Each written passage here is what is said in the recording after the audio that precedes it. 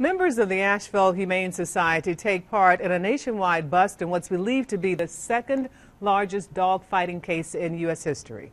News 13's Frank Faboni spoke to workers earlier, and Frank, this was a huge rescue operation. And that's why rescuers from the Asheville Humane Society were called in to help.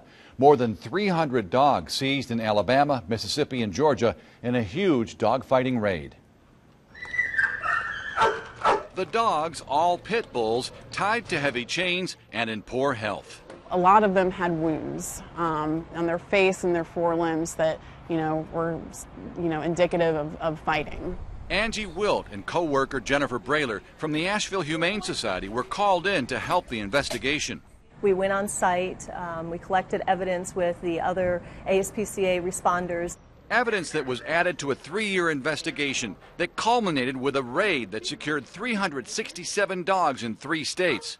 Authorities also confiscated weapons, drugs, and more than $500,000 in cash from dogfighting and gambling activities.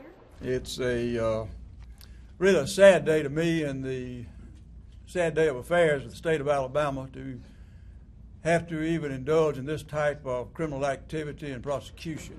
10 suspects were indicted on felony dogfighting charges.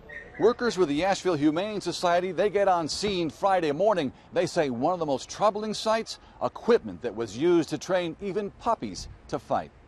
Not only were they on these thick chains, but they had weighted collars on to keep their necks strong. They were tied to tires and cinder blocks. Wilt says the pit bulls were obviously underfed and neglected. But there were also signs the animals were being conditioned to fight. There was one actual treadmill, and then the other ones that we saw were sort of fabricated out of different things.